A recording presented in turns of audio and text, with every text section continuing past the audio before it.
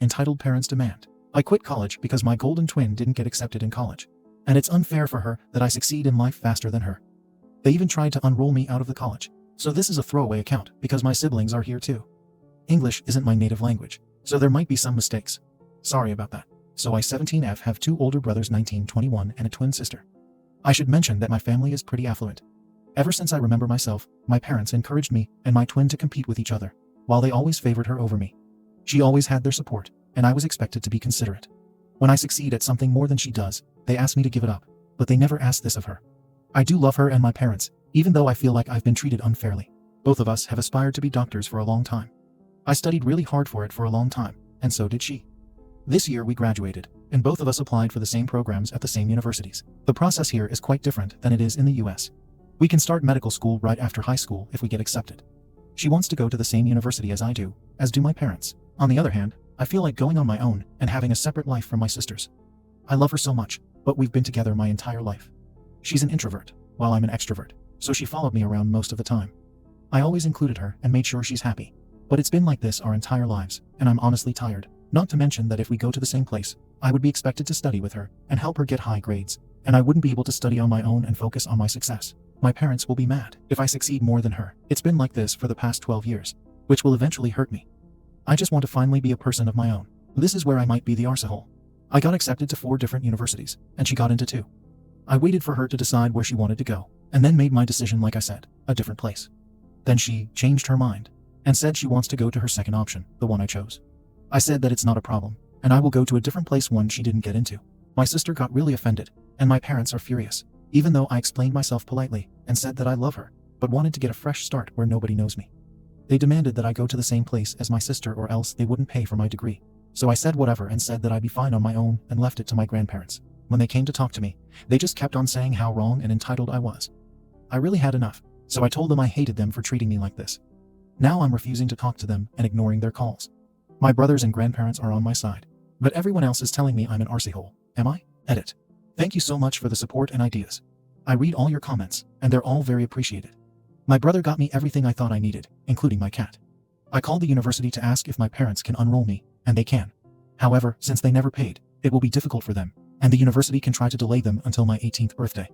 My grandparents assured me that they wouldn't let them do something like that, but it's still nice to have a plan B. School starts on Monday, and it looks like it's settled for now. I will update you guys as soon as I have something to say. P.S. I don't feel like talking to them right now. It's like all of the anger I held against them is now very substantial. Hope I used the right word. And I feel like I need to cool down before deciding what's next. They probably can also use some time off. Relevant comment. I think I wrote about it somewhere in the comments. My initial thought was to go to a school that's close to home in order to come back on weekends and be able to help my sister out while still having my own space. After realizing I wouldn't get any space this way, I chose the school I'm going to. It's the best in my country and has nice scholarships, but it's the farthest from home out of all the universities I applied to. I guess it doesn't matter now, so I said yes and did what I wanted to do. Update. Hey everyone, sorry it took some time, but I'm here with an update. I had some problems publishing it, but it's all good now, reminding you that English isn't my native language, so there might be some mistakes. So, as I think I said in the comments, school started 2 weeks ago, and so far it's absolutely amazing. I have great roommates, and I love my classes. It's a bit intense, but I'm keeping up. It's truly a dream come true. Well, some things happened. My parents apparently called my university and asked for my schedule. From what I understand, they said that, as my legal guardians, they are entitled to know everything about it.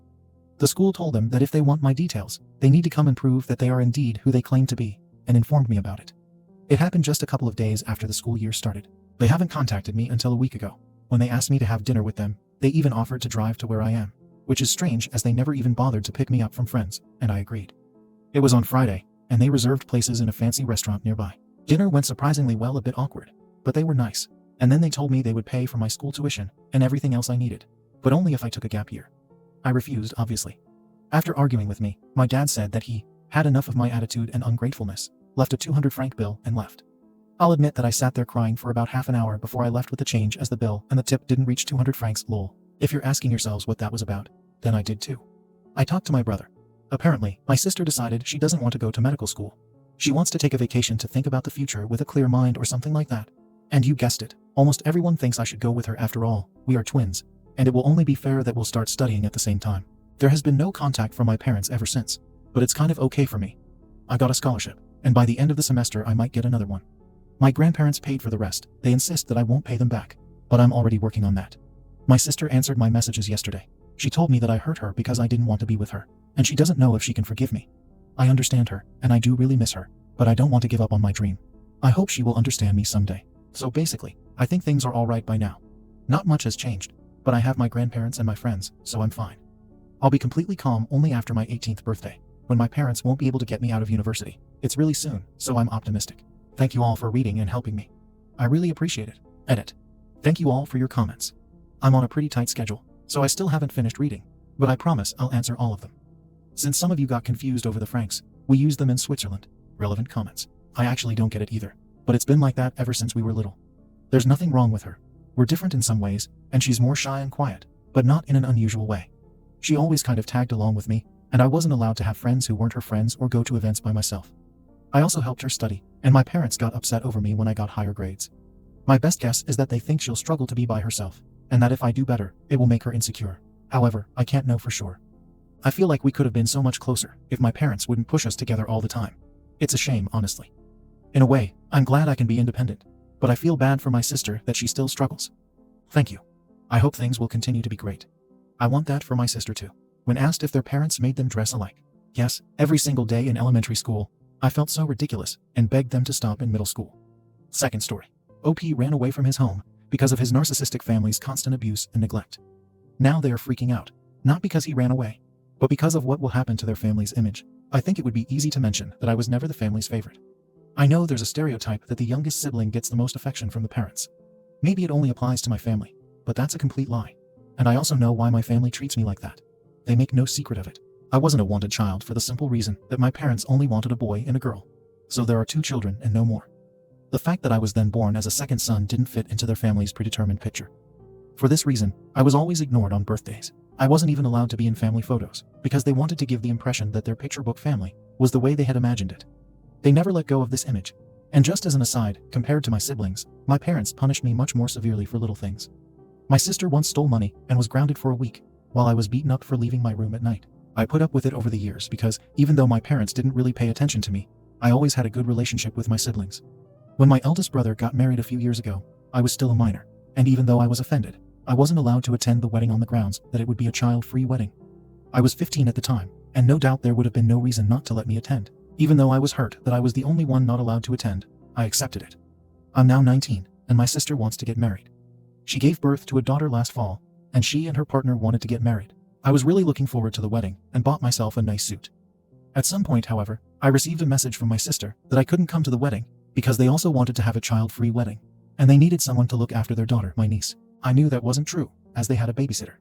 The babysitter was a friend of hers who wanted to earn some extra money while she studied. When I pointed this out to her, she explained that the babysitter didn't have time because she had to study. Which was also a lie, by the way, as I had previously sent the babysitter a friend request on Facebook, and she even wrote a post on the day of the wedding saying that she was enjoying her day off. I asked her if she had anyone else who could look after the child, as I really wanted to be there after missing my brother's wedding. Suddenly she got angry and told me I was being selfish, and if I were a good brother, I would say yes without argument, and if I didn't say yes, I wouldn't be allowed to come to the wedding under any circumstances. It felt like a punch in the stomach. I couldn't understand why she didn't want me at the wedding. In the end, I agreed, but I still contacted my parents again. They also told me not to be so selfish, as the day wasn't about me and my sister was deciding the guest list anyway. Then I also realized for the first time that my attendance was never planned from the beginning, because I was the only one who didn't get an invitation. Yesterday was the wedding, and I cried when I saw all the photos posted in the WhatsApp family group. Everyone had a great time, even when my sister dropped her daughter off at my place, and I wanted to give her my wedding present. She didn't even give me a glance. She didn't even say thank you. Neither for the present, nor for babysitting. I want out of this family. I love them, but I can't stand being treated like this any longer. I'm about to be promoted at my home office job, and when that happens, I'm going to move far away and break off contact. They'll have the image of their perfect family back that I ruined, and I'll have my peace. A win-win situation for both sides. Comments. Tom and F. Just keep looking forward to the day you'll be rid of them, and never look back. Maybe change your last name too. OP. I thought about that. Do you think I should leave a message? Tom F. Nope. Kimvi. Trust me on this. Seriously.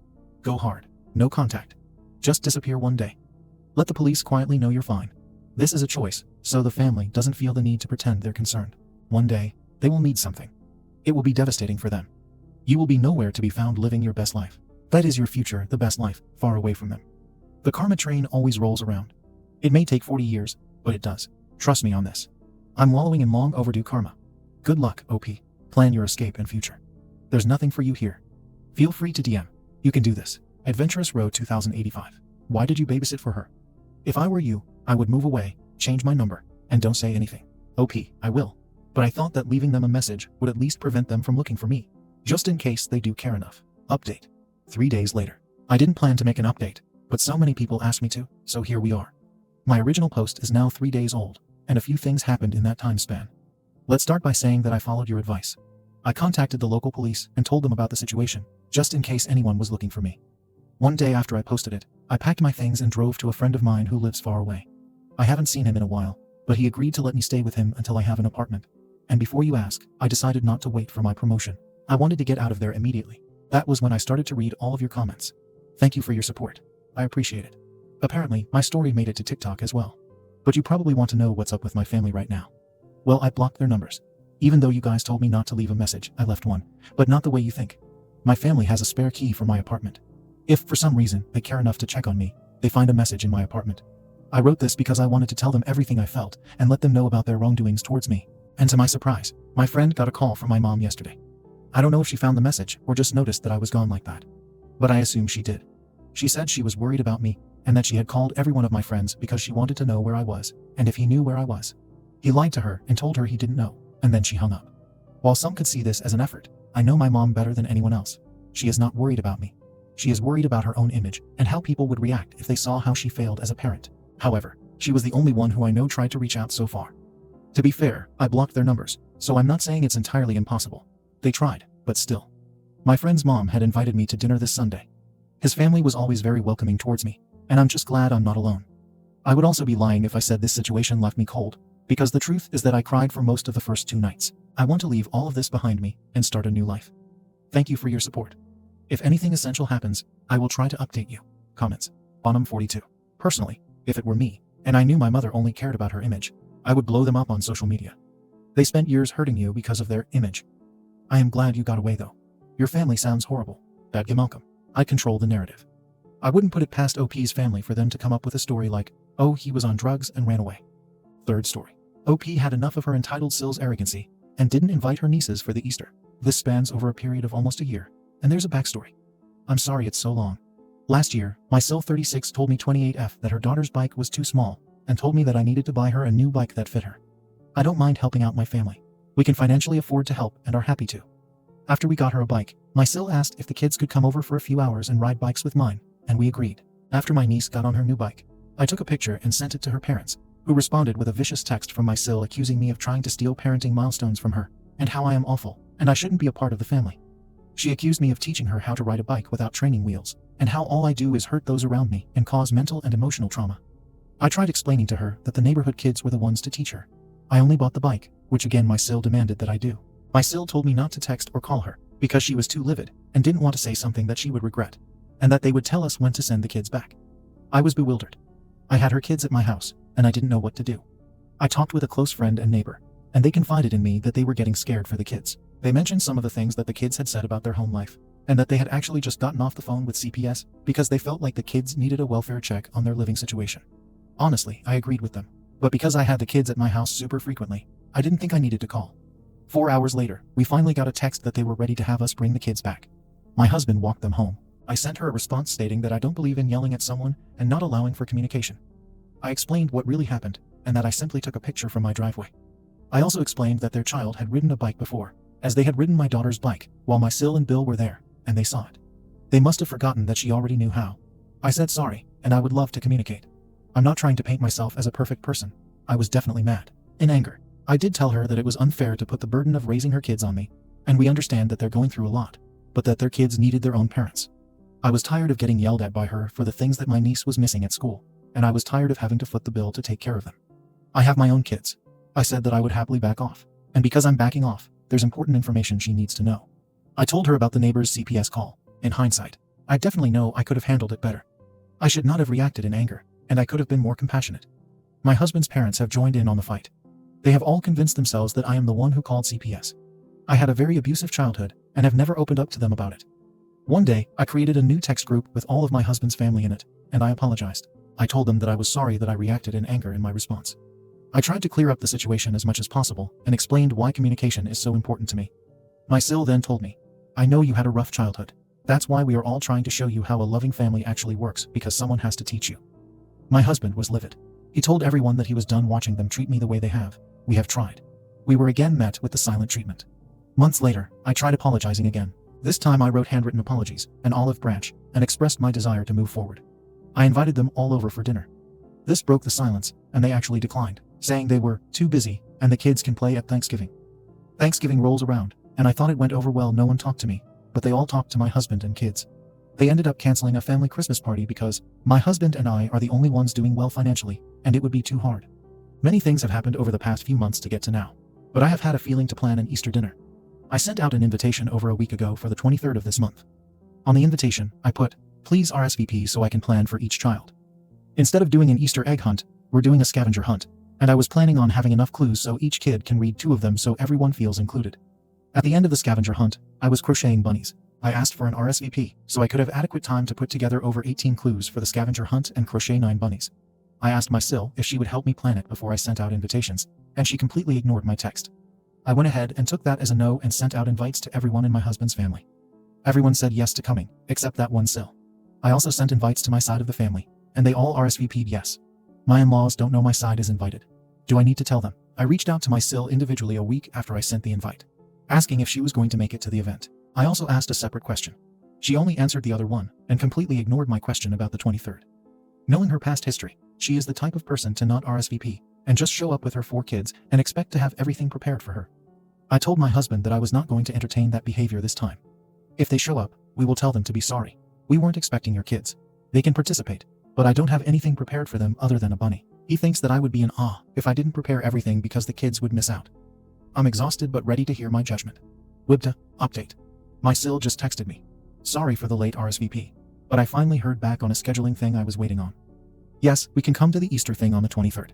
Also, my husband's aunt, who they live with, and who has cancer, says she's planning on attending. But she may wake up that day and not be up to coming.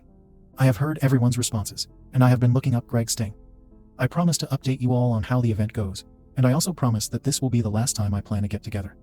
The backbone is growing, I swear. It's hard since we built our house close to my in-laws, who are all neighbors, so we can help out in their old age. Like I mentioned above, my husband's aunt has pancreatic cancer, and his parents are often sick. My Phil has a degenerative joint disease, so up until my Sil moved in with my husband's aunt, we were helping out to take care of them. Then she moved in, and we figured they would take over some of the care they haven't, but they also won't let us. I am coming to terms with the loss of family that I want my children to have, but I am now more aware of the example of what is okay that I'm showing them. Comments. Kimria. What you need to do is stop inviting his family. Ever. It sounds like you're being a doormat. Stop trying to win their approval. You won't get it. What you will get is hurt feelings and disrespect. But if you feel those kids will show up, you would be the one to not prepare. Don't punish kids for their parents. It sounds like they get enough of a bad deal. Just don't invite them at all next time. AmITheA. Not right, not wrong. 15. She's just inviting, almost begging for people who do not contribute, ignore her, and bring nothing but negativity to her world. Why? I'd be damned if someone came into my house and ignored me. They can do that somewhere else. And if the husband wants his sister's kids to have bunnies, he can knit them himself. The sister and ungrateful family members can kick rocks. Judgment. AmITheA. Update. 13 days later. Alright. Here's an update now that the event has passed. Since my Sil finally RSVP'd right before the event, I ended up going all out to make sure everyone was included, and had a great time. Each kid had 3 clues in the scavenger hunt, so 30 clues, and they demolished it in 30 minutes. One of my nephews ended up being a complete menace to my daughter. He was chasing her with a squirt bottle and kept spraying her glasses. When my daughter told an adult, she was told that she just needed to suck it up, because the older boy cousin was having a fun time, and he doesn't get to come over very often, so let him have fun. I had no idea that was told to her by her grandma Mill. I was in a different room, running a cotton candy machine in the garage. I've since talked to my daughter, and we've discussed that it was inappropriate behavior, and grandma was wrong. On top of that, I didn't get a single thank you or good job. I had my Mill help with a few of the clues for the scavenger hunt, and after it was all done, my Sil had the audacity to say, "Good job, grandma." Then they completely ignored me and didn't say anything about the hard work I had put in. After the scavenger hunt, my Sil complained that her toddler's Easter bunny I made didn't have safety eyes or a nose installed, and how I messed it up, and I'm going to cause a fight with her children. I tried explaining without apologizing that it isn't recommended to put safety eyes and noses on stuffed animals for children under 3. My nephew is 1, and I didn't think it would be smart to put eyes on it, especially when the kind that I have can come apart if pulled hard enough. But I'm the villain for making it different. She didn't believe me and talked about how I made her life more difficult, because now she's going to have to embroider eyes on it. Just like Thanksgiving, I was ignored by all my in-laws. My mom came because I invited her, and in her quest to be the world's best grandma, she brought a cotton candy machine. The kids were thrilled. Her and I had a good time attempting to figure out how it worked, and got completely covered in cotton candy. My in-laws thought it was the worst idea possible. How could giving the children sugar be a good idea? They all left after cotton candy, after spending just an hour and a half over. My Phil complained that there were extra guests over, and he couldn't have the family meeting that he told everyone except my spouse and me that we were going to have. AKA, he couldn't ambush me and have the entire family tell me what I've done wrong to them this past year. Everyone complained about every little detail of the event, and no one helped me plan it when I asked. I am officially done. I'm exhausted, I'm frustrated, and I'm hurt. This is definitely the last event that I will ever plan for them. Comments. Secret 99239. You need to stop inviting or letting these people attend these events, because when you think back on these moments, you won't remember you and your kids or family having a good time. No, you'll remember being pissed off at the in-laws. Ducker74. I would go to NC with them all. It sounds like you did an amazing job. Maybe get parents in the neighborhood to help and do it for all the kids next year. Thank you for watching the video. If you are interested in listening to these kinds of stories, we've got more in store for you. Simply subscribe to our channel, hit the like button, and share it with your friends.